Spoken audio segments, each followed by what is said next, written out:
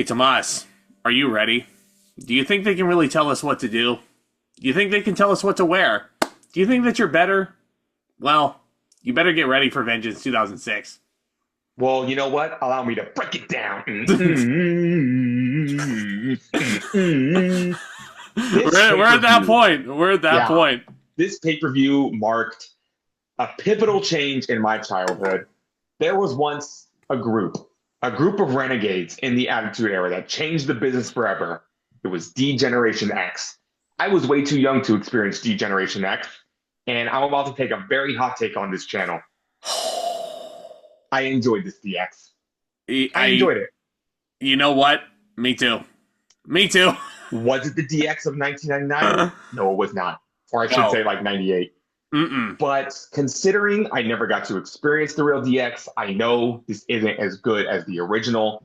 But considering where they were, we're not quite at 2009 Hornswoggle mascot nonsense. This was fun. This was fun. You didn't have... Great? No. You didn't have the press conferences where Triple H was telling Shawn Michaels to watch your fucking mouth. No, you didn't have, I mean, you did, but like Triple H cooking foot-long wieners at a barbecue. Yeah. You didn't have DX doing blackface, feuding against the Nation of Domination, which is probably for the better. Probably. But this is the return of D-Generation X on this pay-per-view. You didn't have, hold on. You didn't have Jason Sensation doing Owen Hart impressions either. No. And if anybody smells what The Rock is cooking, it's me. Look how big my damn nose is. Pretty damn good impressions. But there's something I need to talk about before we go into this pay-per-view. It's not where the pay-per-view was. It's not the buy rates. It's this poster. You look at this poster, and it's John Cena versus Edge for the WWE Championship. John Cena is not the WWE Champion. No, he's not. He's not defending against Edge. RVD is the WWE Champion defending against Edge. And the big DX logo is covering the poster. This is how much faith WWE had as RVD being WWE Champion. That he wasn't on the poster, and a guy who wasn't even champion has the title, and he's on there with a guy he's not even wrestling on the show. This always bugged me as a kid. It's so ridiculous. It like really messes with your OCD, doesn't it? It's just, the disrespect is real. Oh, yeah. Oh, yeah. No, it totally is. At least the DVD cover got it right with a whole bevy of wrestlers on the front cover and then the DX logo just covering up everybody. It's almost as disrespectful as R-Truth being the only one on the 2013 Hell in a Cell poster, and he wasn't even wrestling on the show. That's right. That's right. I forgot about that. It was around this time I had discovered Kayfabe News articles, which is a hilarious website you should check out. And the headline read, R-Truth doesn't even know why he's on the Hell in a Cell poster. And yet R-Truth, if he were to ever enter a Hell in a Cell match, he would want to ask for a hot tag, right? No, he'd probably think it was, I don't know, a TLC match. I mean, no, like that poster should have been a Judgment Day poster because R-Truth is a member of the Judgment Day, right? I'm glad we got closure with that feud because R-Truth apologized to Damian Priest for kicking him out of the Judgment Day. Yes, he did. Yes, he did. Anywho, this is 2006 Judgment Day. Vengeance. I already threw him off. Call me R-Truth, why don't you? Call me R-Truth, why don't you? This show, not as bad as I remember it being. It still wasn't great, though. Like, if I'm being completely honest, like, looking up and down this card, like, I can't really think, like, maybe there's one match that may have hit the 4-star level, which we'll talk about, but nothing else was really, like, super, like, out there as, like, standout. There's one match... Look at it this way. There's one match that's really bad, which we'll get to, but... Yeah. We're off the heels of a very successful ECW one-night stand. WWE's trying to make this ECW thing work.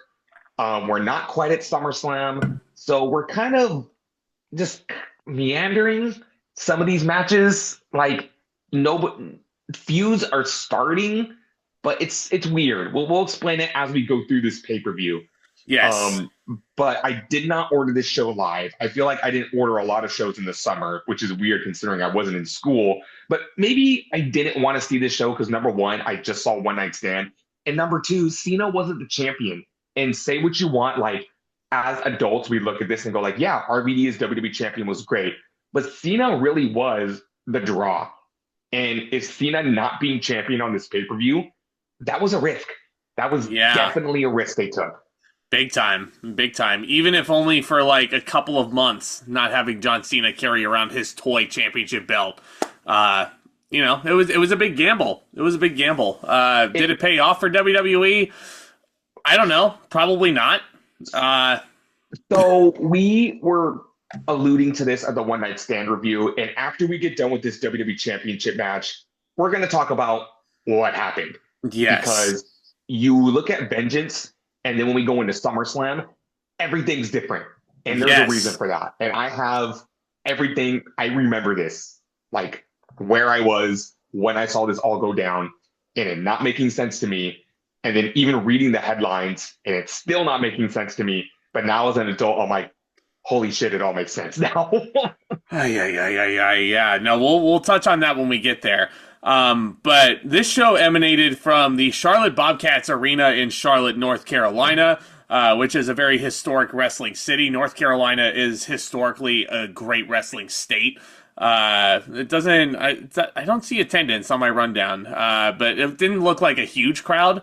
WWE, I don't know if it was 6,800. 6,800 with a buy rate of 320,000. Yeah, 2006 was not a great year for WWE. We're very post-Attitude Era. Hell, we're maybe even like post-Ruthless Aggression era.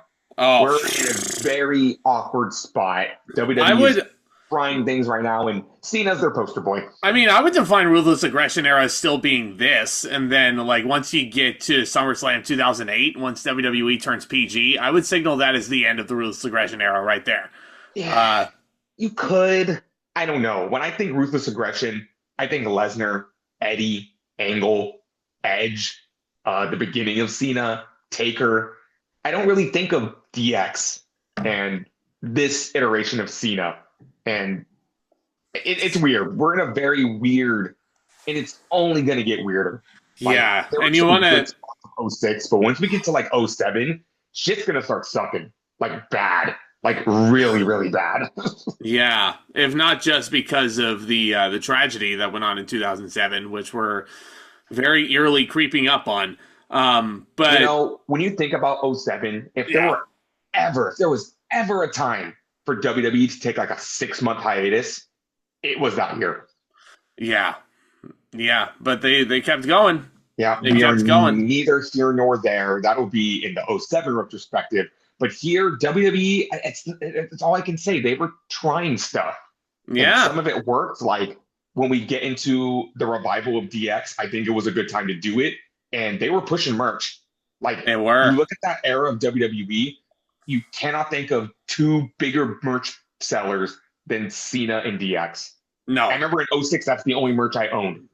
I didn't own Edge or RVD. Maybe I owned a Batista shirt, but it was all Cena and DX. Rey Mysterio, maybe. Rey Mysterio is probably selling lucha masks, but okay. So this show kicks off, and yes, there is an ECW invasion facet going on.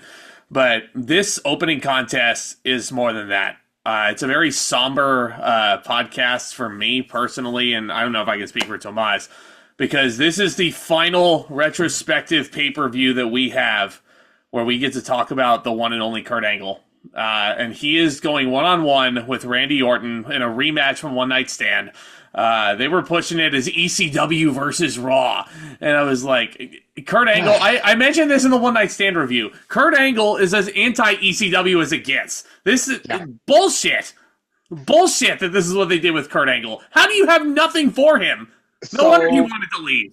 Here's how the story goes with Kurt Angle. It was a combination of that, and it's actually really appropriate that we're talking about this at this time, but Kurt Angle was very heavily into his painkiller addiction at this point, and Vince McMahon noticed it, and Vince wanted Angle to go to rehab.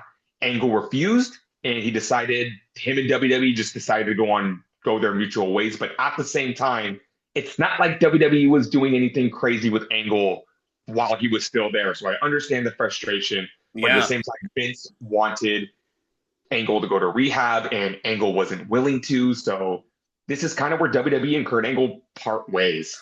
And Yeah. it's really unfortunate to say that this match wasn't that great. Kurt It was Angle sad. himself said he did not like this match.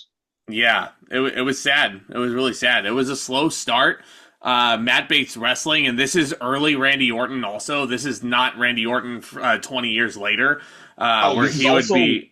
Randy Orton very much in the doghouse. Yes! Yeah, Randy Orton being a prima donna, you know? Angle wasn't on his way out, Orton would not be winning this match. You look at Randy Orton's very, very, very decorated career. You look at 2006, the first half of it, like post WrestleMania to like Cyber Sunday, he's not doing anything. He is very much in the doghouse. He is wrestling on Raw. He's not even on the SummerSlam card. Yes, he is. Yes, he is. No, he wrestles Hulk Hogan. Oh, fuck, you're right. He has to do the GOB to Hulk Hogan. He wrestles Hulk Hogan at SummerSlam, you know? Wow, I forgot he does the JOB on that show. In those embarrassing fashion anywhere. But we're not at that show yet. You still look at that section of Randy Orton's career. He's not doing anything. He's not doing dick. He's not doing dick. Remember, his career is going to pick up like in the fall. Remember a year ago around this point in the retro when Randy was feuding with the fucking Undertaker? Yeah. In one of the feuds of the year? And because he was a prick at this point in his life, WWE just was punishing him. They were looking This was the point where Randy Orton was like taking shits in people's bags. Yeah. Yeah. Actually, I take that back. He did that like well into like 2009, 2010 because Cody Rhodes has a couple stories. Tearing urinals out of bathroom walls. Yeah. With his bare hands. He thought he was untouchable. He thought he was untouchable because he was Cowboy Bob's son. Yeah. So match is decent enough, I guess. I mean, it's not bad, but it's not really anything to write home about, which sucks as Kurt Angle's final WWE match on pay-per-view for 11 fucking years. Yeah. Like, you know, like I would think this match would have been a lot more memorable. The crowd, for some reason, was chanting ECW, even though there are no ECW stars in this match. Kurt Angle is teasing a German suplex off the apron to the floor, which is something he always did when he wrestled Shawn Michaels. Yeah. This is his WrestleMania 21 Classic, his match at Vengeance the previous year against Shawn Michaels. It's a great match. Yeah, no, but this match ain't even close to those two. No. You know, this is Randy, you know, doing rest holds. You know, Orton was Angle hit a lot of German suplexes in this match, though, to be fair. To go back to Kurt Angle's podcast, what I love about Kurt Angle's podcast is that he'll pick a match from his career and he'll dissect the entire thing. Like you'll hear commentary from like the first couple minutes of the matches, and then he'll tell you what he was thinking, what his opponent was probably thinking, how they constructed the match. And he says in the beginning of this match that it started off very slow. It was very boring. Randy Orton was very difficult to work with, and Randy Orton kept powdering out of the ring. And it was very much frustrating Kurt Angle. And when you got to these rest hold spots, it was just like there was no magic between these two. Like Orton was very much in the doghouse, and Kurt Angle knew what he was on his way out. So there was like no motivation to put on a good match here. No, it's like a better version of Brock Lesnar versus Goldberg at WrestleMania 20, right? Yeah, that's saying a lot. Man, this is opening the show, though, so we're really getting off to a hot start. You know, Angle was making his comeback. The crowd was really getting behind him still. The crowd still loved him. You know, they still loved him and his, you know, his getting into the wrestling machine. I'll be talking about that in a second. Yeah. Orton manages to reach the bottom rope after the ankle lock. Angle tries to latch it on again, but it's a super fucking awkward finish because there's a roll through, and then Kurt is like, you know, he stumbles forward and he's like, oh, I went to the wrong corner. Let me go to the exposed turnbuckle and take my own bump on it. And I didn't even mention the turnbuckle was exposed because that's how forgettable this match is. And then Randy hits an RKO out of nowhere and pins Kurt Angle after 13 minutes of action. I mean, I might give it 2.5. There was really nothing about this match that got me excited. Like Angle tried to turn it up near the end, but this was not good. That's the best I can do for it is 2.5 stars, and I don't even know if I like the match that much. But there is something I do want to talk about. Kurt Angle's on his way out. He leaves the WWE after this. And as you all know, around this part of my life, I'm very much getting into TNA. I had discovered TNA probably 6 months prior to this. I'm watching Impact every Saturday. I think at this point, Impact had debuted on Thursdays. TNA's picking up some steam. They have Christian Cage on their show. And I'll never forget watching the vignette where it was revealed there was going to be a special guest enforcer for the Jeff Jarrett Sting match at Bound for Glory. And when they revealed who the enforcer was going to be, all you see is an American flag. He drapes it off his head, and it's Kurt Angle. And he says, "It's true. It's damn true." Probably the most memorable. Nope, he can't say that. Real? Yep, he can't say that because it's WWE IP. So it's real. It's damn real. Yeah, you know. Probably the most memorable debut in TNA history for me as a kid. Kurt Angle jumping ship to TNA wrestling. Dude, it was so cool. That debut of him and Samoa Joe and that stare down, Professor Mike Tenay and Don West, rest in peace, both losing their fucking minds that Kurt Angle was in the Impact Zone, holding up heard around the world, holding up the NWA World Heavyweight Championship, which is a visual that is still surreal to me because Kurt Angle would never win that version of TNA's title. Once it turned into the TNA World Heavyweight Championship, Kurt Angle was always holding that piece of gold.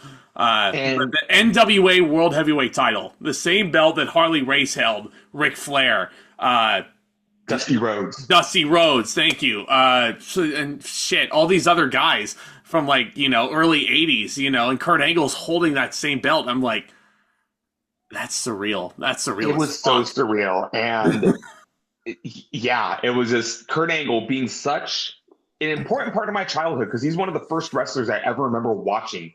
Having him jump to another company, it was very surreal. And I was on board on following Kurt Angle on the next chapter of his career. With that being said, two things. We know this is, again, Kurt Angle's very heavily into his addiction, and he is the wrestling machine on TNA. He performed amazing matches, but revealed just this past week, guys, stop calling him Kurt Angle. Please. He does not like it. I've even brought it up on this podcast before when the joke was still very alive that I get why people call him that, but I don't like glorifying his drug use because Kurt Angle was 10 years sober at this point, which good for him. It's awesome. And yes, he performed the best when he was addicted, but I don't want to celebrate that. I would rather have Kurt Angle happy, healthy, and alive. And we are very lucky to still have Kurt Angle with us.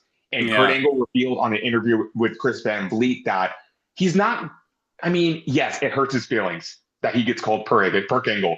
And he knows the fans are coming from a good place and they're not going to say it to his face. But just hearing him say that made me sad.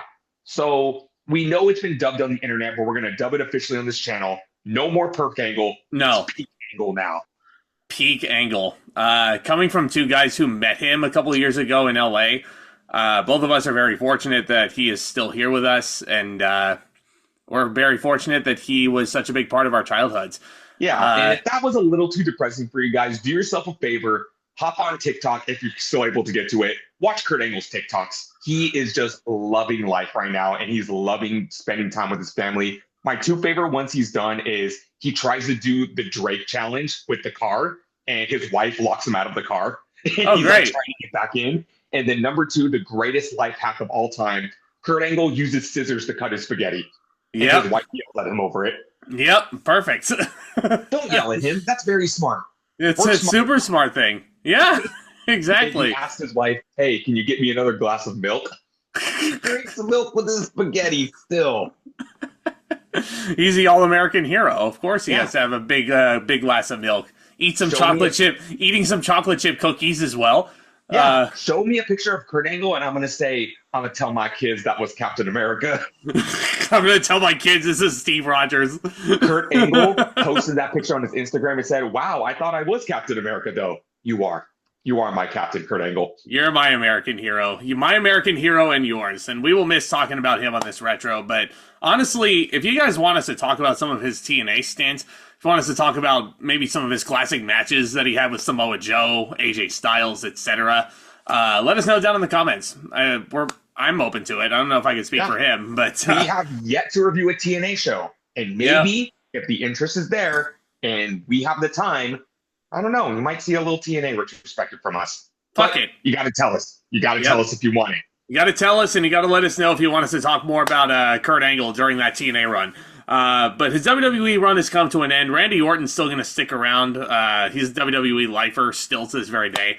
We got a lot more of him to dig into, and it's not going to get much better for him until the fall, like you said. But yeah, not really much to write home about with this match, or the next match, for that matter. Oh, boy. You know, you look at the days where you had to pay $40 to $50 a pop for these pay-per-views, and you get matches like this, and you go, why the fuck am I paying for this? It's the Samoan Bulldozer, Umaga, against Eugene. Eugene. What's the story behind this match? Well, Eugene is in a feud with Umaga for some reason, and Eugene says he's bringing some friends with him to Vengeance. They could have did this on Raw. They could have done it. They could have done it on Heat. Eugene brings friends. Okay, before Eugene brings out his friends, I do love the promo that Armando Estrada cuts because he says, Eugene, you can bring all the friends you want. You can bring the Superman. You can bring the Spider-Man. You can even bring the Aquaman. Why don't you call Wonder Woman too while you're at it? Like, I don't know why. That's like lived rent-free in my head. Seriously, Armando Estrada is one of the greatest managers of all time.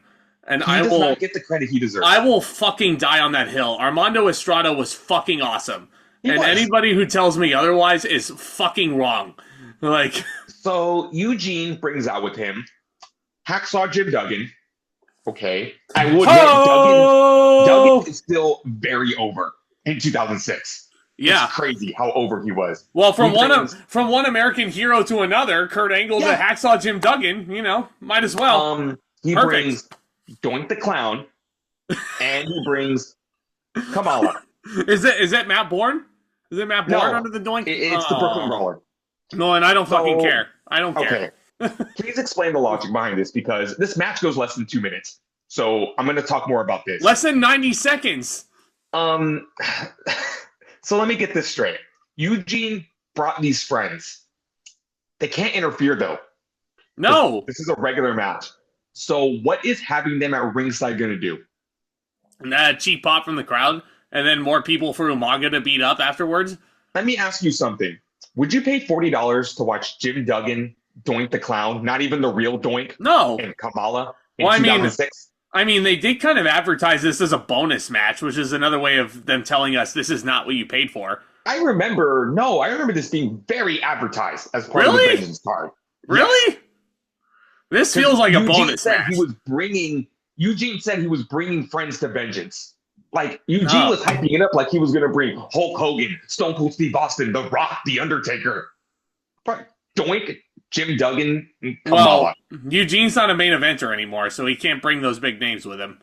So it was just like, it just felt like a big, I don't know even why this would be a selling point for the pay-per-view. I feel like in Vince's weird mind, he was like, oh yeah, if we say Eugene's going to bring friends, that's going to get more people to buy the pay-per-view and just to get these guys. Yeah, and not to get too dark, but one of Eugene's favorite wrestlers in character was the Junkyard Dog because of the gimmick of him peeing on people's heads. I feel like if Junkyard Dog was still around at this point in 2006, because he unfortunately passed away prematurely in a car accident in 1998. Yeah. I mean, JYD was a Hall of Famer by this point. If he was still around, fuck, why not bring him in with Eugene? Oh, JYD would have got a huge pop. JYD would have been fucking over. Like, because he was over in the 80s. Like, my dad who does not watch professional wrestling, he watched it like maybe in the late 80s with his cousins, like just for fun and shits and giggles. Wasn't as into it as I am. But his favorite was always JYD. That was his guy. And I'm listen, like, I get it. God bless James Harris, may he rest in peace, but Kamala was a gimmick. He was never really over. He came in, he feuded with The Undertaker, and then he was brought in for joke spots. So it's strange. I know we're spending a lot of time on this, but the match is nothing because the match starts. Eugene tries to mount some offense. offense, but it's Umaga we're talking about. And Umaga just beats the fucking shit out of him, and Samoan spikes him. Match is over. Yeah, half a star. 0 stars. 0 stars? Oh, 0 okay, stars. fuck it. I was generous. 0 stars. Yeah, the match is really nothing. There was no reason for this to be on pay-per-view. Yeah. Absolutely no reason. And then after the match, Jim Duggan comes in and Doink comes in, tries to attack Umaga. He gets fucking put down with the Samoan spike. And then Duggan sets up for the clothesline, which, again, the crowd does pop for, and Umaga Samoan spikes him too. And then Kamala gets in the ring with him, and Armando Estrada tells him to back down. Yeah, because you don't want to give away Umaga versus Kamala right away. You got to save that for Raw the next night, which they did. Here's the thing. Aside from the face paint, why would you be intimidated by Kamala? I'm sorry. Would you be intimidated by a man named Kamala? No. Well, again, I mean, aside from the face paint, and again, God bless James Harris. Like, he had the worst. Like, I don't want to get too dark, but that man, like, just had the worst case right before he died. But, you know, yeah, I don't know. I never understood it. Yeah, well, they did end up doing Umaga versus Kamala on an episode of Raw, like, either the next night or the week after. Umaga beat Kamala in 2 minutes. Yeah. 2 minutes! So, you know, I don't know if Kamala could still go at that point, but I don't know. That could have been a decent Haas fight if you gave it a chance. But they didn't. They didn't. No. Kamala was out of his prime, and Umaga was the guy they were pushing. So, of course, the match wasn't going to go long. So we're going to have to wait like 3 or 4 months to get the real first Haas fight with Umaga. Yeah, well, Umaga, like, I mean, keeping in mind, Umaga's also not in there with the Big Show either. If he was in there with the Big Show, like, that match would have probably gone 10 minutes, and Big Show would have been blown up, and Umaga would have run circles around him. But, oh, yeah, he would. Anyway, dude, we skipped a segment. Hold on. Before the Umaga-Eugene match, I'm sorry, before we get into this next contest here, there was a segment where Vince was in his office, oh, God. And then he's on his cell phone talking to somebody, and there's a young man who's wheeled into his office, and he is like, you know, like he wants to meet Vince because Vince is his hero. And Vince is looking around because he's been pranked by DX more times than he can count on 2 hands by this point in the retro. And he's looking around and he's like, well, where are your DX friends, pal? Where are they? And then he's suspicious. He thinks DX put the kid up to this. So Vince opens up like a door that's in his office that leads to a stairwell for some reason. He pushes the wheelchair down the stairwell, and the kid tumbles to what is presumably his demise. Not before saying, well, you know what, kid, we're going to go on a ride. Yeah, we're going to go on a little ride I like to call the highway to hell. And then the coach comes in, and then he asks Vince, hey, have you seen like a special needs kid in a wheelchair who was looking for you, who wanted to meet you? And it turned out it was not a DX prank. Yeah, like Coachman goes on this speech about like, yeah, I wanted to make tonight special for him. Like, he wanted to meet you. You're his idol. Like, maybe you can get to sign some autographs for him, take some photos with him. And Vince just shoved him down a flight of stairs. Every single Vince McMahon segment, I swear to God, aged like milk. Yeah, because Vince handles comedy about as well as,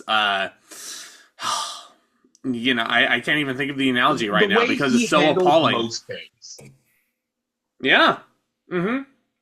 Very, very Ain't that the truth? Weird. Very, very 2006. Let's just say that. Very 2006.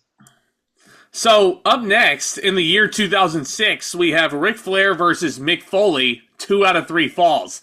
How do we get here? Let me remind you, Foley and Flair are both active members of the Raw roster in 2006. Yep, it is 2006. These guys are probably 10 years past their prime at this point, and we get a 2 out of 3 Foley falls retired in 2000. Let me remind everybody that. He retired, in air quotes, in 2000. That was a show we've talked about on this channel. We talked about that match. So, Mick Foley, definitely not an active member. He was interviewed by Todd Grisham before the match, and he pulls out Ric Flair's book that he had written about a few years prior to this called To Be the Man. If you know anything about Foley, he loves him some New York Times bestsellers. So, of course, Mick Foley is an avid bookworm. he rips this book a new asshole, and he calls it. Literally so. Why was Flair verbally burying Foley in his book? I read that book. And it was a fascinating read, but that stuff about Foley, I very much disagreed with in the book. So I was very much siding with him. And like, Foley, I need context. Like, after you say this, why did Flair feel the need to just bury Foley in this book? Yeah, Flair basically in the book, he buried Foley for the hardcore style of wrestling, calling him a glorified stuntsman. You look at Suck books my like, ass. Yeah, you look at books like Batista's book, which is very underrated, that I've read many times in my childhood. He has excerpts on Triple H, Christian Cage, John Cena, Kurt Angle, and he has nothing but nice things to say about those guys. Rey Mysterio, Eddie. Like, he has a little excerpt about Christian Cage, and he just says, yeah, Christian's in TNA right now, and he's kicking ass. I love that guy. That's because about Cena. Like, Cena is so talented. That guy, his rapping skills are out of this world. You could tell him just to rap about the trees and the grass, and he can come up with a rhyme like that. And he is so charismatic. Yeah. We need more stuff like that. Like, well, that's because was so wholesome towards his coworkers. Yeah, we need stuff like this. We need more people in this world like Big Dave. Like, we really do. You know, like respectful gentleman like him. Oddly enough, under the learning tree of Ric Flair, who is not a respectful gentleman at all. But anyway, Foley basically is burying this book, and deservedly so. And he says he's going to out-wrestle Ric Flair in a 2 out of 3 falls match, which I thought was hilarious. This heel version of Mick Foley, though, I mean, we talked about it. We debated it. We debated it a little. Yeah. Yeah. We're a couple months in, and it's already ran its course. Yeah, you talk about this 2 out of 3 falls match. The story is, coming out of One Night Stand, Flair calls Foley a glorified stuntman and says, all you know is hardcore wrestling. You can't actually wrestle. So Foley's out to prove that he can. And I just have one question about this match. Why the fuck is Foley the heel and Flair is the face? I don't know. Well, first of all, Flair's a face because they're in his hometown, too. Like, so they were going to cheer Flair regardless. It's just, you look at the whole setup and you look at the way the match goes down. Like, Foley should be the babyface, the underdog, who's trying to prove himself that he can do what he's been doing for the past decade plus in his life. And Flair is like bullying Foley for no reason. Yeah. Just because he's the heel. Flair's an instigator. Flair's a huge instigator. I just feel like I fell into a time warp. I'm in an alternate dimension where Ric Flair is a babyface and Mick Foley is a heel. Did you just make a jump to the left and then a step to the right to actually like get to this point? But probably it was so strange. Yeah, because that takes a lot of work to really get into this sort of time warp. It should also be noted that since they're in Rick's hometown, Nate's 2 daughters are at ringside, including a very young Charlotte Flair. That's the first time weird. First time you ever see Charlotte Flair on a WWE program. It's always so weird going back on these old matches and seeing a young Ashley Flair. Just like, you look at her and you go, oh, girl, you do not know the world of shit you're in for in the next 15 years. Oh, boy. And with her returning this Saturday at the Royal Rumble, too. Is she, though? Oh, she is. Yeah, she was announced, and everybody was super pissed off that WWE didn't keep it a surprise. We all knew that Charlotte was coming back. Like, why not just, like, tell you and put it out front, you know? Like, advertise the Rumble. Now we know a huge star is coming back. Yeah, exactly. Sell more tickets. Charlotte Flair's a draw. I'm sorry, you know? Yeah, believe it or not, even though we're in the age of streaming, Triple H still has the mindset of an old school promoter. How do you sell tickets? Promote big names. Yep. There you go. That's why they promoted John Cena for this. That's how it's done. I hate to say it, as much as I respect both guys as workers for different reasons, this match was boring. It really was. It was because they didn't give them enough time to get out of the gate. You don't give 7 minutes match. Yeah, 7 to 8 minutes. This was less of a match and more of just a continuation, which would lead into their SummerSlam match. I'm paying $40 to watch something that's just going to lead into another $40 event. Yeah, that was Vince's mindset. I'll tell you what, if I get to the Rumble this Saturday and DIY versus the Motor City Machine Guns only gets 7 minutes, I will be very pissed off.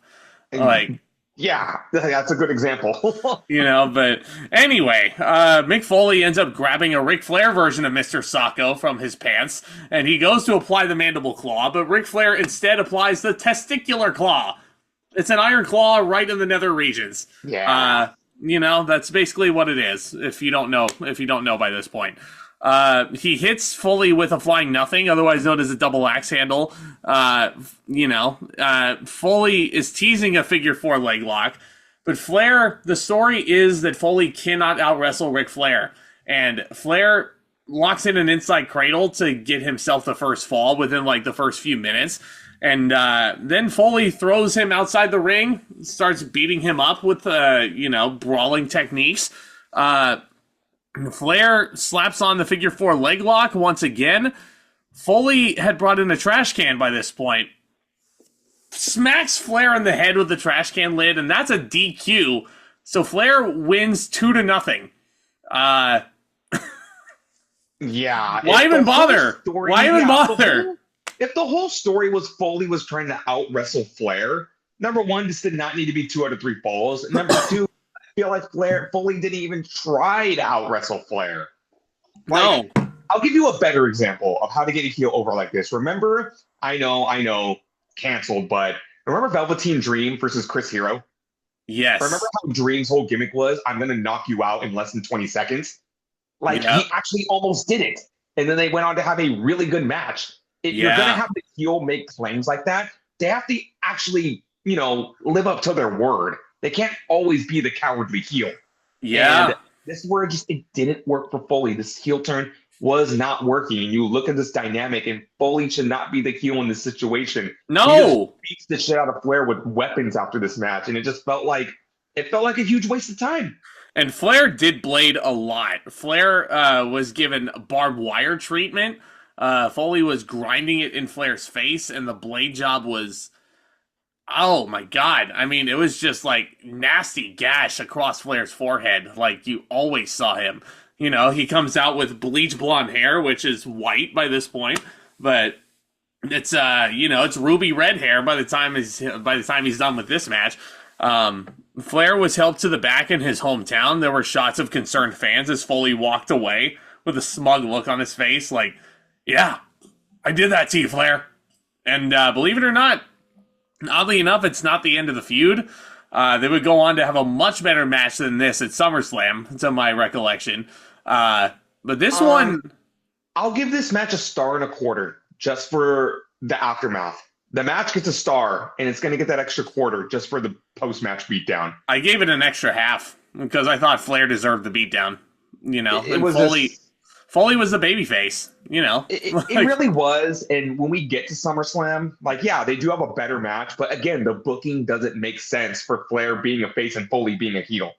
It's going to result in Foley turning babyface again, but not in the way you would expect it.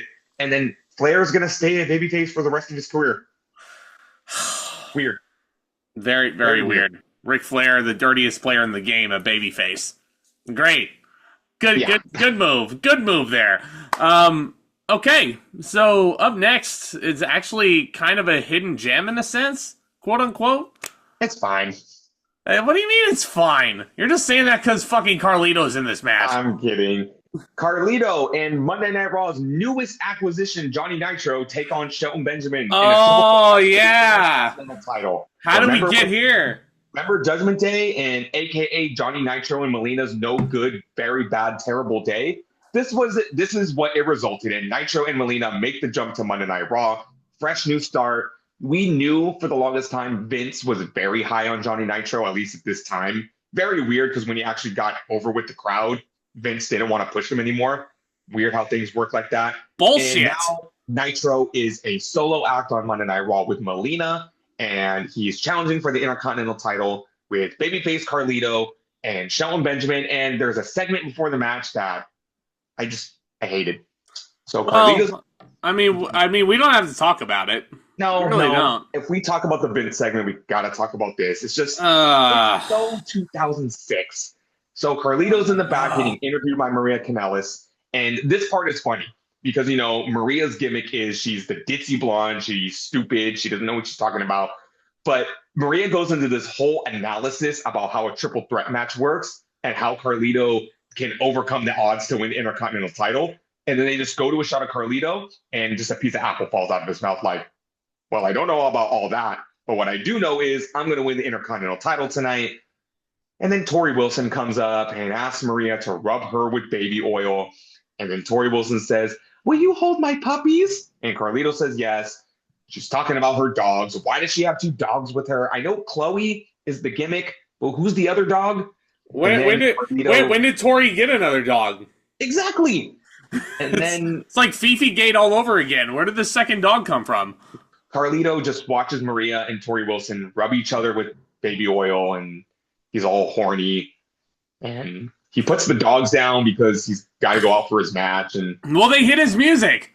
Men's humor. Remember Spike TV? TV for men. Urgh. I know they weren't on Spike TV at that point, but remember that? Spike TV, TV for men. Urgh, beer and trucks and hunting and pro wrestling. I do remember that, unfortunately. I was not old enough to be watching Spike TV.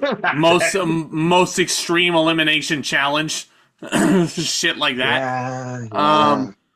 This was actually a pretty solid match. And JR was going on and on and on about how this is a good glimpse into the future of WWE. And I'm looking at these 3 guys and I'm like, none of these men have held a world title.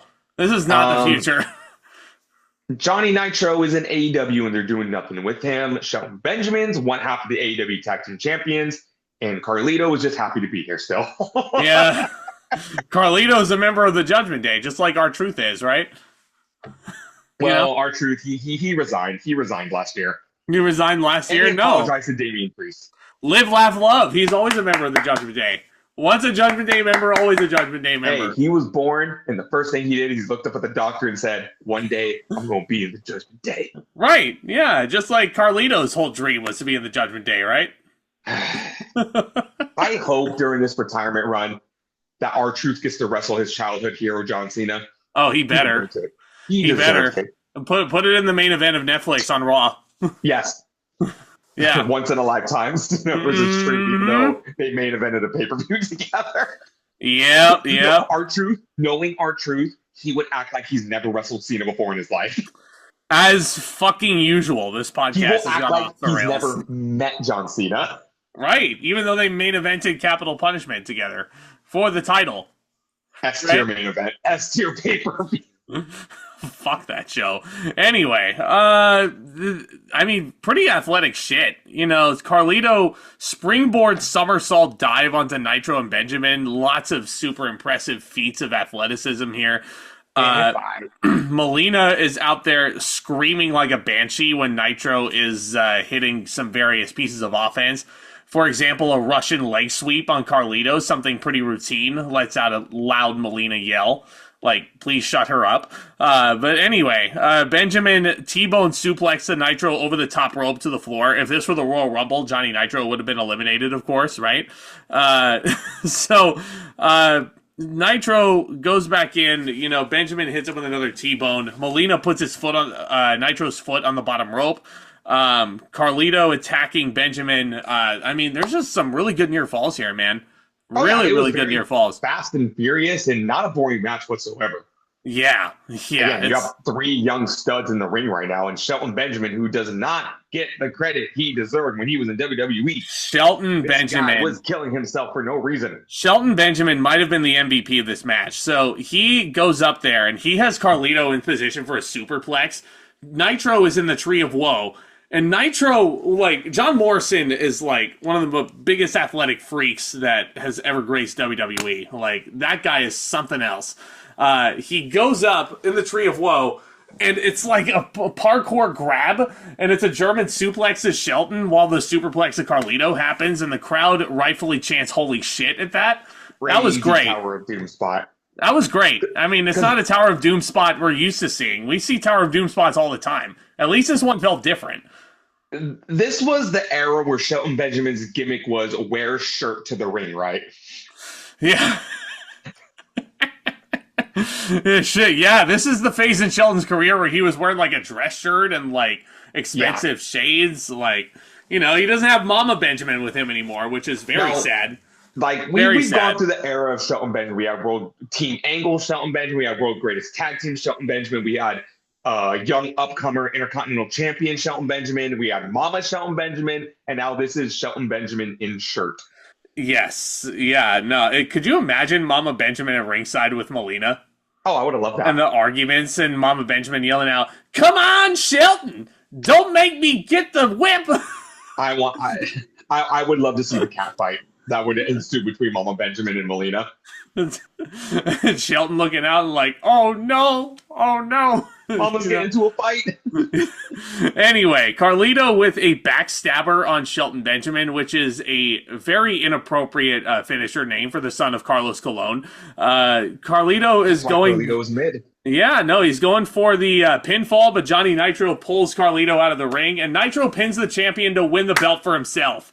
I know you love this type of finish, where somebody hits one move in a triple threat match on some bloke, and then the heel comes in, pulls the babyface out, and picks up the scraps. You see that all the time. The finish to almost every single triple threat match in history. Not every triple threat match. Almost. Not everyone. No. WrestleMania 20 will beg to differ. I said almost. Vengeance 2002 will beg to differ. Again, almost. Royal Rumble 2015 will beg to differ. Why was Seth Rollins in that match? He was Mr. Money in the Bank. Debatable. The match would not have worked without Seth. So we talked about before how Shelton Benjamin won the Intercontinental title back from RVD in that very weird That was a handicap match. Yeah. I forgot that. Benjamin was very much a transitional champion just to pass the title off to Johnny Nitro, and get used to seeing Johnny Nitro with the Intercontinental title because he's going to hot potato that off with a certain somebody that's coming back very soon. Whatever that could be. Yeah, it's a very he's very enigmatic, and to my knowledge, it's very a charismatic individual as well. Yeah, stay tuned for the summer and the fall time when we talk about a certain individual with crazy hair.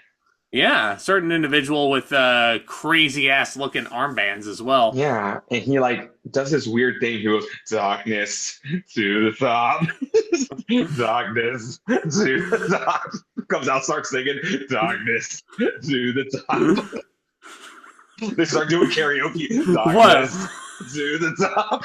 He starts singing his own theme song. He never sang his own theme song in WWE, did he? I just hope that this person, whoever he ends up wrestling, doesn't render them obsolete. Yeah. I hope he doesn't fade away and classify himself as obsolete on the side of the highway. But anyway, this is a good match, though. I'm going to give it probably 3.5. I enjoyed it. I can match that 3.5. Yeah, I thought everybody played their roles well. Carlito, I thought, was a fun babyface. Shelton Benjamin, I thought, was the MVP of the match. And Johnny Nitro, as the up-and-coming heel. And they only got 12 minutes. That's proof that it does not need to be a long match to be a good match. It was longer than the WrestleMania 22 match. And that was a great match. Nope. It needed to go longer. It was a great match, It needed to go longer. But, Nitro and Melina pose on the top of the ramp as the paparazzi comes out to give them their first photo shoot. Look out for that render on WWE.com with Johnny Nitro with the Intercontinental title. That's going to be his... new render. Anytime you see the graphic of him, just the paparazzi. Remember when they would bring up tonight on Monday Night Raw, so and so versus so and so, and whenever it was a new champion, they just lazily photoshopped the title on their shoulder. Like they didn't even have time to make an official render of them with the championship. Jeez, man. Last time I checked, when champions win titles, the first thing they do when they go to the back is take a photo shoot with it. So they couldn't just do something. No, just lazily Photoshop the title on them. That's right. We fixed it. That's right. But anyway. Can I talk about something very unrelated for a second? Go for it. Monday Night Raw brought back the moving graphics. Fuck yeah. I love that. I miss those. And this is... Ever since 2003. 2003. This point in 2006 was... We've gone away from the moving graphics at this point. Still images. And I always hated them. Yeah. And I just prayed for the day we would get moving graphics back. And they're just so nostalgic for me. Yeah. And I mean, look at how shitty this match graphic is for this match. It looks very thrown together, doesn't it?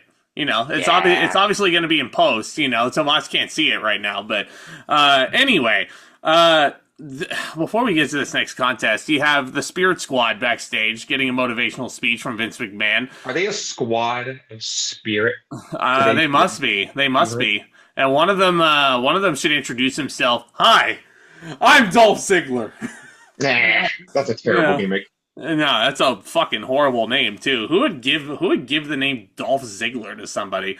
But He's a former TNA World Heavyweight Champion. So Vince calls DX a disease, a cancer, and that they have to be eradicated or some shit like that. And then Vince has delivered a package and it's a penis pump.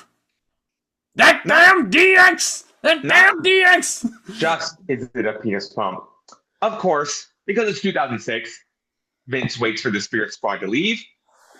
He looks around the room. He looks at the box. He acts like there's not a cameraman with a giant camera in his face. And he goes in the bathroom. He locks the door. And then you just hear a boom, like a pop. And Vince opened the box, and it was a face paint bomb. And green paint is sprayed all over his face. And Vince just goes, ah! That damn DX! The damn DX. Yep. Degeneration X. DX, Degenerates. Hey, Tomas, what's Triple H and Shawn Michaels' favorite spot on the treasure map? DX. DX. What do you get when you cross Drake Maverick and Ricochet?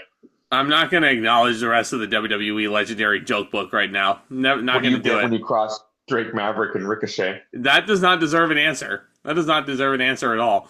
How does Charlotte Flair use the internet? Oh, fuck. I actually don't know that one. She uses Charlotte's Web. As fucking usual, the podcast has gone off the rails. And we're only halfway through. We're only halfway through this card. And oddly enough, third from last is the WWE Championship match. Shows you how much faith they had in RVD as the champ. It's Rob Van Dam defending against the Rated R superstar Edge. So, Edge helped Van Dam win the title at One Night Stand. And then on the first ECW and Sci-Fi, because Van Dam won the WWE Championship, Paul Heyman also presents him with the ECW World Heavyweight Championship, making RVD the only guy to hold both WWE and ECW World titles at the same time. That should be a huge fucking accomplishment. Little did I know how much WWE actually valued this ECW brand, but Edge, basically, as the number one contender, he's like, Rob, you should be thanking me because I helped you win that title. We've both been workhorses for a long time. You deserve it, but you wouldn't have won it without me. And that's the truth, and you got to cope with that, or something like that. Anyway, this match was actually my match of the night, believe it or not. It was so much better than I remembered it. It was I don't remember this match going this hard, but RVD and Edge actually have excellent chemistry in this match. And I don't remember them wrestling that much together. The build was a lot lacking Cena. And I think they did want to try, like, hey, how about for one pay-per-view, Cena's not in the title match? Mm-hmm. And it did feel a little awkward in the beginning. But once these guys got going, like, they were cooking. They were cooking, and it was very back and forth, super athletic, monkey flips, cross bodies. Van Dam going for that spinning leg drop that he does with Edge draped over the barricade. But the Rated R superstar moves out of the way, and Van Dam crashes his leg into the barricade, which did not look comfy at all. That was always a brutal move, that leg drop guillotine. I loved it. The swinging leg drop over the apron onto the barricade. Like, yeah, it's a great move, but it always looked like it hurt like a motherfucker. Oh, it did. It did. I'm sure if he asked RVD that, he'd be like, whatever. I probably had a few, I smoked a few beforehand, so it probably lessened the pain. Yeah, I was going to say. Like that. As many times he probably tore his groin in that move, he probably didn't even feel it. Yeah. I couldn't tell you. A power bomb into the barricade by Edge, which, that's a move that's ahead of its time. They weren't doing apron power bombs all the time back in 2006. They weren't doing, let alone barricade power bombs. This looks nasty. I'm going to say something that, even though these two have feuded, I'm going to say something that probably not a lot of people have said. Yeah. Edge walked so Seth Rollins could run. Yeah. Yeah. I mean, it's hard to disagree with that one. It's really hard to disagree with that one. Remember when Seth Rollins did that segment with Edge on Raw where he threatened to break his neck if John Cena didn't bring back the authority? I'll never forget the tweet that Edge put out after that show. He told Seth Rollins, I just gave you the ball. You better run with it. And I was like, wow, that's a torch passing if I ever saw it. There you go. There you go. Couple of attempts of the Rolling Thunder, which is Tomas's father's favorite move of all time. Edge rolls out of the way of the first time. Van Dam goes for his 5-star frog splash at one point, but Edge escapes, and there's a modified Rolling Thunder at that point, which is a lot of fun. Split-legged moonsault. There's some good near falls in this thing, man. There's some really good near falls. Lita then, so the referee takes a bump. Van Dam goes for his Van Terminator. Edge ducks, and RVD accidentally clocks this official with the Van Daminator. And if you want to talk about crazy ref bumps, that's a forgotten one. Yeah, it's a forgotten one right there. It looked nasty. Lita notices this. Lita's on the outside, of course, accompanying Edge to the ringside. She gives him the WWE title belt, and Edge is looking to use it. And RVD does a Van Daminator that sends the toy belt back into Edge's face, and there is a nasty gash on Edge's eyebrow. Edge is bleeding a lot, and it's not like a planned blade job or anything like that. It's not like a planned, not like he bled at Unforgiven 05 against Matt in that iconic cage match. But it was a pretty gnarly looking wound on his head. Even then, Edge was still coming back for more. There's a draping DDT off the top rope on Van Dam. RVD, again, say what you want about Van Dam, great fucking seller. Anytime. I have nothing but great things to say about Van Dam. Yeah. Except for that weird thing he did in 2020. But we kind of forget about that year, so he gets a pass. Yeah, he does get a pass for that one. Referee slow moving to count the pin off the DDT, but Van Dam somehow kicks out. This crowd is alive for this match. They are so fucking into this. Lita then holds up a steel chair against the turnbuckle. Edge charges for the spear. Van Dam moves, and Edge goes headfirst into the chair, and Lita was accidentally the cause of Edge getting basically blasted by this chair. And Edge is out like a light. Van Dam goes off the top and hits a beaut-looking 5-star frog splash and retains the championship, pins and wins. 18-minute match. I'm hovering around 3 3/4 stars, maybe even 4. I really like this match. I really like this match. Yeah. This was really good. It was a pleasant surprise. And even though we talked about, not having Cena in the title picture was a risk, and Cena was the biggest draw in the company, you put 2 workhorses in there that can actually go, and they put on a very good match.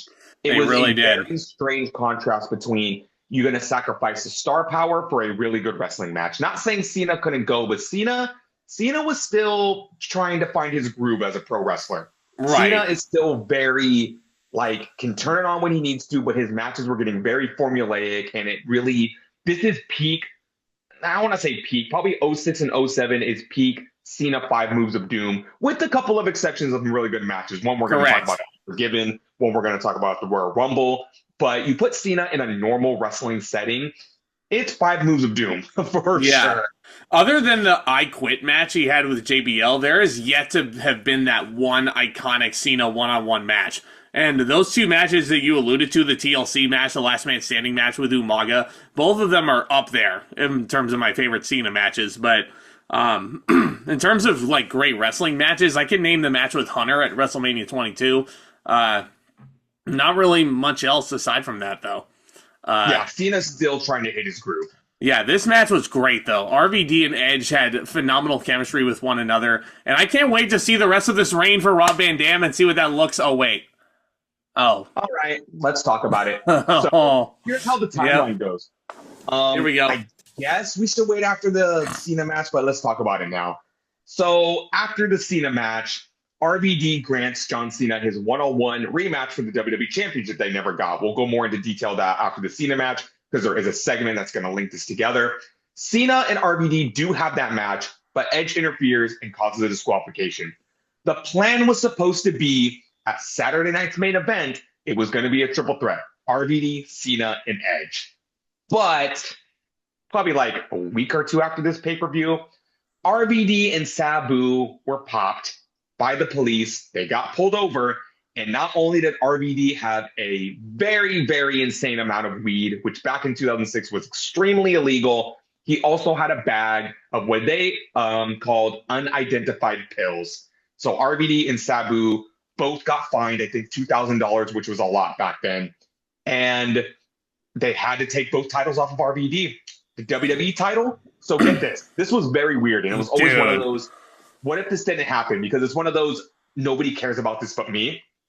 In the build of Saturday night's main event, it was supposed to be Cena, Edge, and RVD in a triple threat tag team match, and they were all going to have mystery tag team partners. We never found out what that match was going to be because RVD was going to get suspended. They decided, fuck Saturday night's main event. Let's have the triple threat match tonight for the WWE title. Edge wins the WWE title after Cena hits the attitude adjustment on RVD and Edge blasts him with the title, getting the pin and winning back the WWE Championship. Pinning RVD. Yeah. Yeah. The next night on ECW, RVD is livid over losing the WWE Championship, and one Big Show decides to pick a fight with RVD. Oh. So RVD wants Big Show in the main event for the ECW title, and it's very telling because Paul Heyman goes, you got him, it's for the ECW title, and it's Extreme Rules. That's very important. I think it was the 501 Arena, the original ECW Arena in Philly. RVD and Big Show for the ECW title. They try to do the same finish on One Night Stand where Paul Heyman runs in to make the count, and Heyman doesn't count the three. Paul Heyman turns on his best friend RVD. Big Show hits a chokeslam on a chair. Big Show wins the ECW Championship, and I got to give the crowd credit. They were so fucking pissed. This was the last time I remember the ring being rained on with trash. They just started throwing everything they could at the Big Show. And there's this amazing, again, it's a shitty situation, but I love this image. Heyman is raising Big Show's hands with the ECW title. And from behind, you just see this flying cup of soda nail Big Show right in the back of the head. And it splatters all over the screen. I know this wasn't supposed to happen, but Big Show got heat. And it was a really cool image. So from One Night Stand being hoisted on the shoulders in the Hammerstein Ballroom by all his ECW peers, holding the WWE Championship high above his head, to losing both titles and being suspended, RVD would never recover from this. So, number one, this is like one of the biggest falls from graces I've ever seen in my life of one Rob Van Dam, a guy who I feel like deserved everything that came to him at One Night Stand. But this downfall was his own doing for getting pulled over. And number two, the Big Show winning the ECW title was the exact moment right fucking there that ECW died. Yep. And the fact that Paul Heyman is the guy to crown Big Show champion. Paul Heyman working so hard to get his baby back on TV. Working hard to get Van Dam the title. And all of this work, he's bringing ECW back only to make Big Show champion? Doesn't make sense. Does not make sense. But it was one of those, Paul Heyman, if this was the original ECW, I'm sure Paul probably would have pulled RVD and Sabu in the back and said, hey, this is not good for our image. Knock that shit off. I'm going to fine you guys, but this is going to be your one and only warning because we've been friends for so many years. But they're under the WWE umbrella. They had to play by Vince's rules, and Vince didn't like the look of his WWE champion getting pulled over with drugs. Very under the influence of drugs. So it's unfortunately something they had to do. And you went from RVD being WWE champion to Big Show being ECW champion and WWE just pivoting back to the Cena Edge feud because at Saturday night's main event, it's Cena versus Edge for the title. And they just go along with business like RVD was never part of the picture. RVD would return after his 30-day suspension, but he wouldn't touch that world title ever again. RVD in the doghouse until he gets released. RVD should consider himself lucky that he only got a 30-day suspension because he did not end up going to jail. Like, he did not end up going to jail after getting pulled over by the police with Sabu, and I don't think Sabu spent jail time either. RVD just ended up taking the 30-day suspension. Both titles were taken from him, and he ended up paying a pretty hefty fine, to my knowledge. But, yeah, this is basically the end of RVD in the main event right here. I hope you guys enjoyed it. I hope you guys enjoyed it. RVD will be in the WWE until 2007, and he is going to be in mid-card hell once again. Mid-card purgatory, even worse because he's on ECW.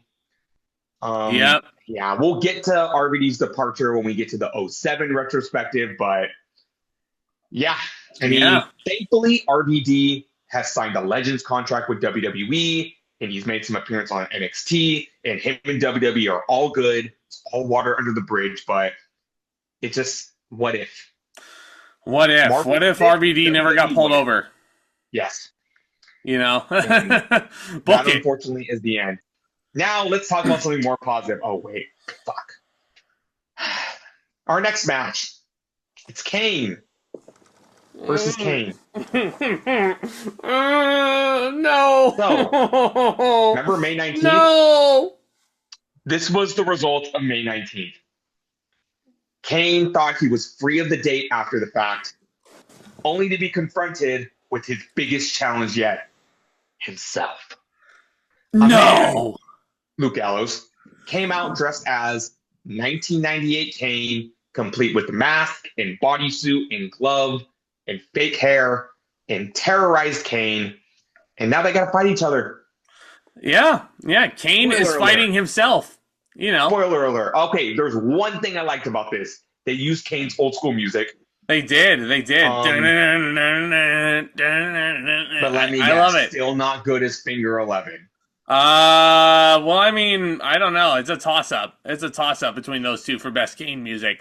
I mean, this is just like... This match fucking sucked. These guys, fucking suck. What are you talking about? What are you talking about? Club Luke Gallows. We are not talking about the DOC. We're talking about, I'm sorry, fat, out of shape, green, just getting into WWE, Luke Gallows in a Kane outfit, fighting Kane. What are you talking about? Sucked. What are you talking about? I mean, there were clotheslines, big boots, choke slams. I mean, it was just like... They knew each other inside and out. I mean, it's like they had great chemistry. Kane was wrestling himself. You know, like, who do you know better than yourself? Like, fucking horrible. Come on. I mean, come on, man. You know, like, what's not to like? Imposter grabs the Kane by the throat, hits a choke slam. JR was absolutely, you know, appalled by this. No tombstone or anything, but Imposter... This is what I hate about this. So Kane goes for the choke slam, and then the other Kane just reverses it, hits him with the choke slam. Yeah, exactly. What, exactly. What, this shit made me sick to my stomach. This gets a negative star. This was fucking horrible. I mean, here's the thing. Yeah, the Imposter choke slams the real Kane. Pins him, you know, Kane's putting over the younger talent, presumably on his way out for the return of Masked Kane. I'm going to give this match 6 stars. It was better than Roman and Cody, better than Ospreay and Danielson. It was better than Taker and Michaels at Mania 25. Yes, which I'm sure. Better than I can't even keep a straight face. I can't do it. I can't keep the gimmick up. I can't keep a straight face. This match was awful. Okay, it was so bad. Okay. You want to know what's even worse? The aftermath. So the next night on Raw, Kane fights Johnny Nitro for the Intercontinental title, and fake Kane costs him the title. So you know what Kane does? I think Kane wrestles a match and he loses because of fake Kane, and then Kane just goes out and he beats the fucking shit out of fake Kane. Like, beats the fucking dog shit out of him. Fucking tombstones him on the stage and then drags him to the outside door and then throws him out, and we never see fake Kane And he again. Unmasks him. Yeah. He unmasks him. He takes it. And then the next week on Raw, he's interviewed about it, and Kane just goes, yeah, I knew who that was. Well, don't worry, he's gone. And that's it for that storyline. Yeah. That's it for the May 19th shit. Horrible. You thought Undertaker versus Undertaker was bad? At least that had a story built around it. This was even worse. Was still horrible. Okay, Kane versus Kane made Undertaker versus Undertaker look like Osprey Danielson. Yeah. Basically, yeah, I couldn't keep the joke up. But this match, of course, gets -2 stars. It was a horrible match. And I thought I was being harsh. It was a horrible match. You know, these guys, you can't put two guys cut from the same cloth in the ring together and have them do the exact same offense against each other. You just can't do it. It doesn't work, you know, because then the match gets boring. Guys, that's what this was. Boring. This was pre-Festus Luke Gallows. Yep. Pre-Festus. Yeah. Yeah. Well, I mean, we're not going to talk about him for another couple of years. Might as well just bring it up now. Get a head start on it. Yeah. Yeah, might as well get a head start on it. Yeah. Next time you see Luke Gallows, he's in a tag team with the son of Terry Gordy, going by the name of Jesse. And his gimmick is exactly that. You know, he walks out and he looks like Tomas at this very moment. And then, you know, the bell rings. Ding, ding, ding. And then he hulks up. And he just goes fucking bananas. We'll go more into it in 2008 because I guarantee you guys are not going to remember what the fuck we're talking about. He kills people. And they have one of the worst theme songs of all time. They really do. It was a fucking banger. Biscuits and gravy. Made me a man. Don't you step on my gravy. Okay, my first question is, why would you step on somebody's gravy? Unless you spilled it. That would just get your shoe all dirty. It would. You know that meme of the kid with the headphones in? He's like crying and the volume is blasted all the way. That's me with Jesse and Festus' theme song. Do you guys ever watch New Legacy Inc. and you guys hear, you know, on one of their streams, the Biscuits and Gravy lyrics are put into some of the most iconic wrestling theme songs of all time? It's all about the biscuit and how you gravy. I hope they had Luke Gallows on one of those streams just to rib the fuck out of him. What does everybody want? Biscuits and gravy. I'm just pissing Tomas off at this point. That was fucking horrible. It really was. Yeah, we gotta make ourselves laugh and feel better about this. It was a horrible match, absolutely horrible. You know what, man? I think I was way too nice to this pay-per-view. My thoughts at the end are going to be way different than what I started because I'm not saying it gets worse, but this next match is no better. I mean, it's a little better, but it is. It is our good friend Jonathan Q. Cena, everybody. He's not challenging for the WWE title at this time. They haven't shoehorned him into the WWE Championship scene quite yet. He is going one-on-one with ECW Sabu in an extreme lumberjack match, which basically what that means is... Let me get this straight. Once again, I know we talked about this at One Night Stand, but Sabu is homicidal, suicidal, and genocidal. Correct. So he wants to kill other people, kill himself, but also kill a specific group of people. Yeah. Fuck? This guy should be in prison. I mean, he's not going to end up killing a specific group of people if he ends up killing himself first. He should switch, like, the order of that. He really First should. you gotta be homicidal, then you be genocidal, and then you be suicidal. Wow, this got really dark really fast. It got really fucking dark, yeah. We don't want to go down that path. I remember I was a kid, and when this feud was going on, and this is my introduction to Sabu, I was at a friend's house, and I don't know why, I kept saying it, and I said it in front of my friend's mom. I go, the homicidal, suicidal, genocidal, and my friend's mom goes, genocidal? Yes. I'm so you can call my mom and be like, what the fuck is your son talking about? He's talking about being genocidal. I mean, like you said, he wants to kill a specific group of people. So, I mean, I would be terrified if I heard that. Yeah. Absolutely. You know?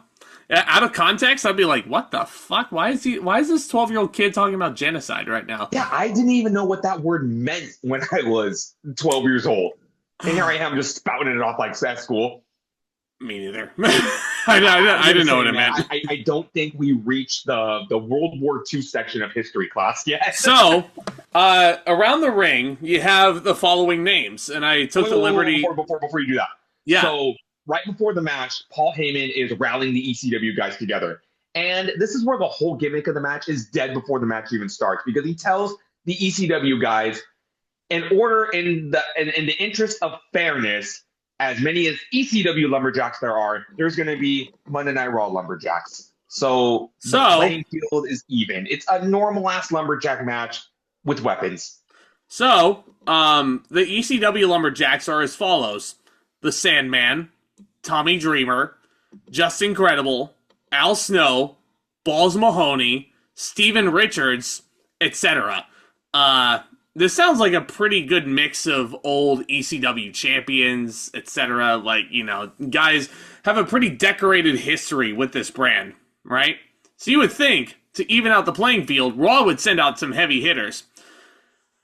Raw's Lumberjacks are as follows: Rob Conway, Viscera, Charlie Haas, Gene Snitsky, Matt Stryker, Val Venus, and others. Anybody who is a lower mid-carder or below on Raw. Yeah, really did a good job evening out the field. This match... what's really weird about those people you listed? What's that? Most of them are heels. And so most of them probably hate Cena's guts.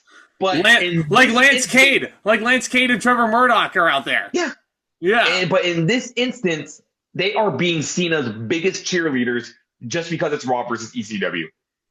Good Lord, man. But before we get into this match, how did we get here? So Cena lost the WWE Championship at One Night Stand, and he vowed on Monday Night Raw that he was going to walk into the land of extreme. I guarantee they did that just to get a ratings boost, having Cena on ECW. And he does that. He attacks Edge. He attacks Paul Heyman, and he marches right into the locker room of ECW to challenge RVD for the WWE title. But Paul Heyman announces on that ECW episode that if Cena thinks he can just walk around and do whatever, we're going to have an extreme battle royal. And the winner of that battle royal is going to face Cena at Vengeance, and Sabu wins. Actually, no, I think Cena marched in the locker room to look down Sabu, which took a lot of balls by Cena to do. But that's how we got here. There is one really cool spot in the build to this match. Cena defeats Balls Mahoney on an episode of Raw, and Sabu attacks him afterward. He hits Cena with a triple jump Arabian leg drop through the announce table and cut Cena's eye up really bad, to the point where I think the very next night, Cena made his first appearance on the Jimmy Kimmel show. Kimmel or Fallon? I don't think Fallon was the Tonight Show host by that point. It must have been Kimmel, sorry. It might have been on the Jimmy Kimmel show. I'm going to look this up. And I remember, it was his very first appearance by Cena on a talk show. So I stayed up till like midnight to watch this shit. It must have been the late show with Jimmy Kimmel. List of Tonight Show hosts. While you're looking that up, he's on this talk show, and Kimmel asked him, how did you get that gash above your eye? And Cena explains it in the weirdest way possible. He goes, oh, I was in a fight with a crazy Arabian man, and he did something. He didn't say, oh, on the episode of Raw, I got attacked by my opponent at the pay-per-view, and he leg dropped me through a table. Of course, Cena had to describe it in the strangest way possible, but that's a weird memory that lives rent-free in my head, is Cena's first appearance on the Late Late Show. Oh, my God. The Tonight Show's host was Jay Leno around this point, by the way. It wasn't Leno then. It must have been... It was a different talk show. It was a late-night talk show, and I think... let me look at. We're being very pedantic about this specific factoid, but this match wasn't bad. But again, it's also like, what do you remember about this? Yeah, match? It was Kimmel. I remember Cena getting thrown to the outside, being attacked by the ECW guys, and then Sabu getting thrown out, and then the Raw guys who are all rah for Cena. Cena got a steel chair and hit Sabu with it. Sabu hit Cena with the chair. He did a triple jump Arabian moonsault, which was pretty cool. And then the finish of the match, the Raw guys fight the ECW guys, and then Cena just straight up buries Sabu, hits him with the attitude adjustment, puts him in the SPF, and makes him tap out. And all the while, the lower mid-card Raw guys are beating the crap out of what are supposed to be your top ECW stars. And we're talking about Haas, Viscera, Cade, Murdoch, Venus. And they're wiping the floor with ECW, man. Like, if that was not indicative of how Vince felt about this ECW revival, I don't know what is. I'm pretty sure Viscera ate Just Incredible because I don't remember seeing him after this. Nope. Yeah, it's ironic because Viscera would be on ECW within a year or so from this point, right? I'm going to give the match 2 stars. It wasn't very extreme. No. It was Cena putting the entire ECW roster on his shoulders and giving him the attitude adjustment. Cena had very much a hand in killing ECW, as Vince did, because this was not a good look for the brand whatsoever. No, it was not. Yeah. This was something to keep Cena busy while he wasn't challenging for the title, and all of ECW suffered because of it. Sabu also had a pretty rough landing on a first AA onto a table on the outside. Sabu landed right on his fucking ass. Like, my on the God. edge of the table. Didn't look good. So Cena wins the match. He goes to the back, and that's when he's confronted by RVD. And RVD tells him, you know what, Cena? It took a lot of guts to march right into the ECW locker room the way you did. And that took a lot of that got a lot of respect out of me. People are saying I'm carrying around the John Cena spinner belt, but I'm not. This is the WWE title. Cena fires back by saying that's not the John Cena spinner belt. That's my life. And RVD gives him his rematch for the title. And we already went through what happens there. And that screenshot of Cena and RVD in the back, pause it, take a good long look at it, because that is the last time you're going to see RVD with the WWE title on pay-per-view. Yep. There you go. Hope you enjoyed it. Yeah. And I hope you enjoy this main event. Just because I feel like this show has really kind of fallen off a cliff ever since RVD versus Edge. But this was the selling point of the show. We referred to it already. You know, their initials are plastered all over the pay-per-view poster. They're taking over, and that's what they're doing. What do we got? Well, this is more of a corporate takeover than the Death Riders is. You can say that much. And this is a much better stable than the Death Riders. Much better stable. They ride Death. I mean, they could. They could if they were more. They could if they were more interesting. But anyway, what do we got? Wait. Oh yeah, it's mine. I was gonna say like, whoa. Yeah. Yeah, that's how excited I am to announce this main event. That I didn't remember it was my turn. D-Generation X, Triple H and Shawn Michaels teaming for the first time since what? 97, 98? To go up against the entirety of the Spirit Squad. That's Kenny, Johnny, Mitch, Nikki, and Mikey.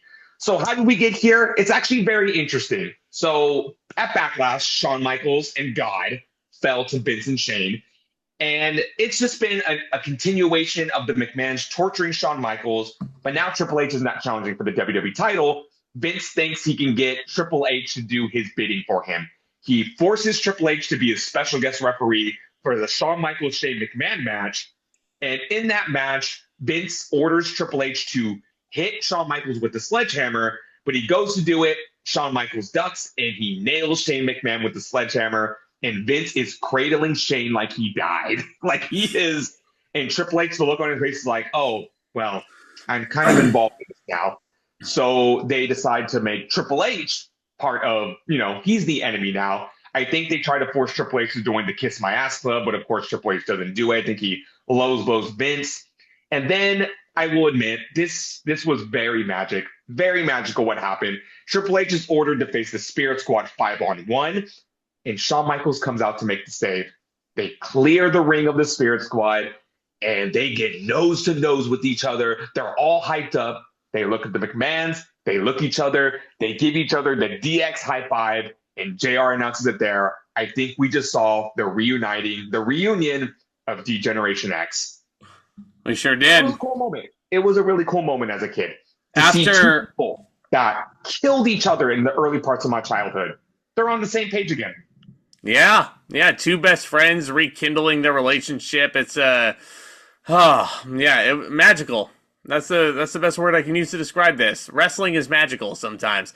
And these two go on a huge barrage of pranks on the McMahons from this point forward.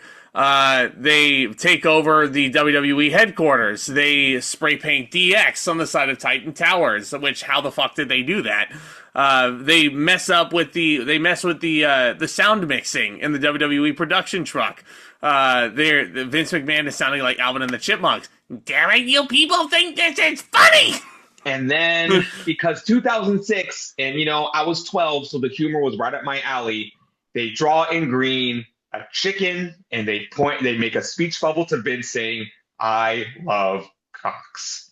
Yes, he does. And they deliver a rooster to Vince McMahon at one point, too. I don't think Vince McMahon hates animals? He sure does. He does. He hates cats. He hates dogs.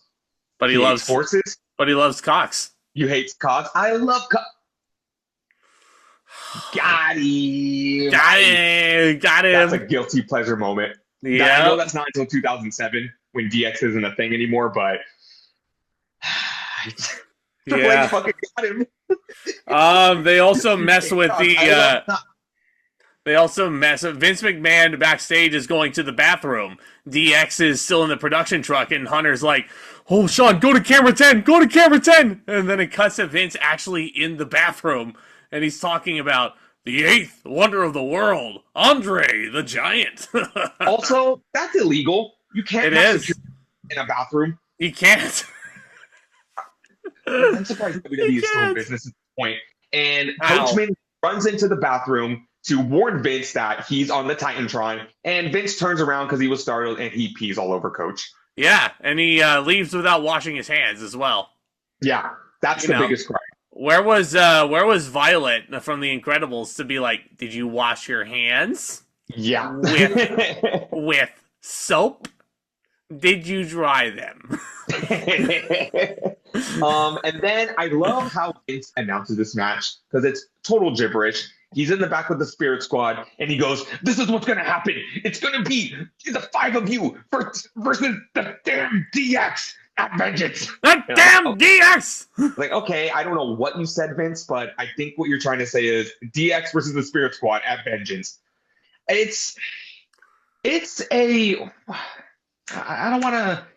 attraction match. Yeah. DX is back.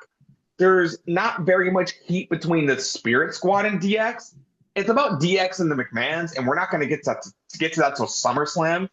And they didn't want to put Edge and RVD in the main event for some reason. So we have this.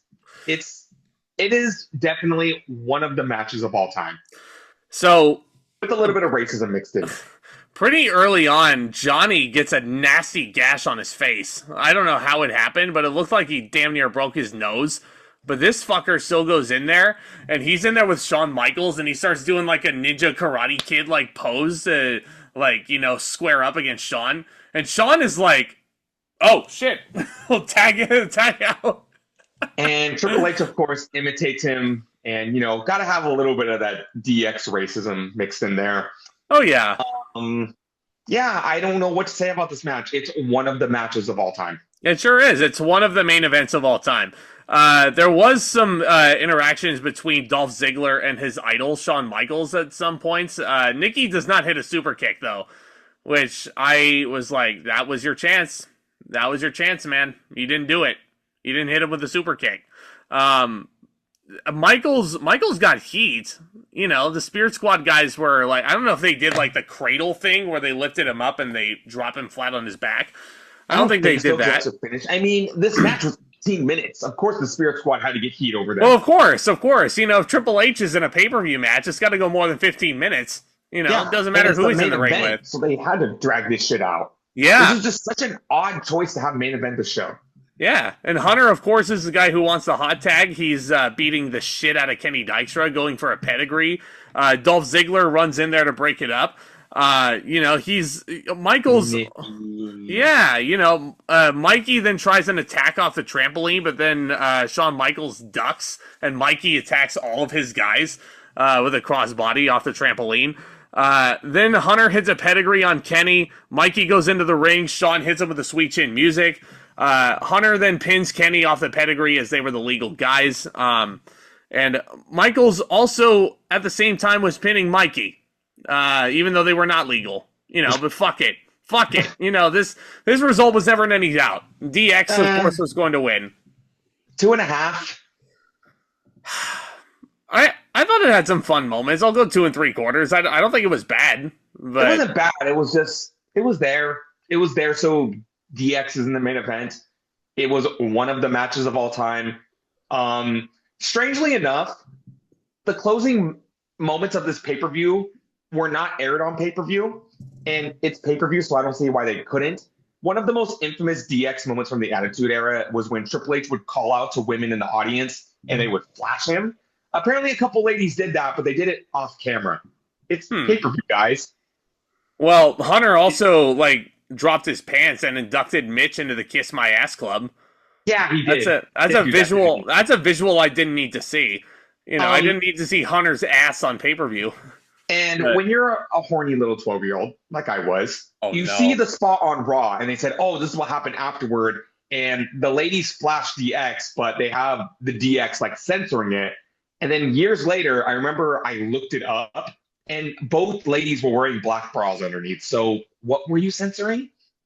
Oh, I know what you were doing. You were censoring it, making us think there were going to be titties on this pay-per-view, and this is how you got people to order the replay. Just to get to the pay-per-view and to show that they never even aired that spot. They ordered Monday Night Titties. That's what they did, But, yeah, I mean, this is, it's just the first in a long line of DX spots that we're going to be getting. I mean, it's actually not a super long line because we have 6 months of this DX? Something like that before Hunter tears his quad. Last night I went through the whole timeline, and yeah, it's about 6 months. We have until the beginning of 2007. Yeah, New Year's Revolution is where that happened. That's right, yeah. But yeah, How harsh do I want to be on this pay-per-view? I don't know, man. I mean, what? Yeah. 5.75 out of 10. B+. So, I love the RVD Edge match. The IC title match I thought was solid, but everything else I was either boring, really bad in the case of Kane versus Kane, or just kind of there for me, like the main event. I'm going to go with a 5 out of 10, dude. Wow. This was not my favorite show in the world. I mean, for a show that also had Kurt Angle's farewell match from WWE pay-per-views for a long time, I don't know. It's a pretty forgettable show, in all honesty. And that's a lot of what 2006 was. And a lot of pretty forgettable shit. And unforgettable shit for all the wrong reasons. Case in point, our next retro show coming up, the Great American Bash. What's so great? Also known as the Great American Card Subject to Change. What's so great about the Great American Subject to Change? You go back through the timeline, name one good Great American Bash that WWE put on. NXT doesn't count. I thought 2008 was a pretty good show. That's the closest thing we get to a good show. Yeah, 2007 I thought was decent. But, yeah, no, 2006. You can't just say that because it was in San Jose. 2006 was also known for elevated liver enzymes. This is a show that I have been waiting so long to talk to you about, Tomas. This is going to be such a fun fucking podcast. I can't wait. Oh, yeah. So tune in next time when we stay on this crazy train and we watch some... Wow, I'm looking at this card right now. I think there's one good match on the show. Well, yeah, strap in, folks. We got a lot more 2006 WWE to talk about. In addition to current day wrestling, Royal Rumble is this weekend, of course. We can't wait to dig into that. Hit that subscribe button if you're new and hit that thumbs up icon as well. That would be awesome. Thank you so much again for tuning in. Commence that back talk and talk to you guys soon.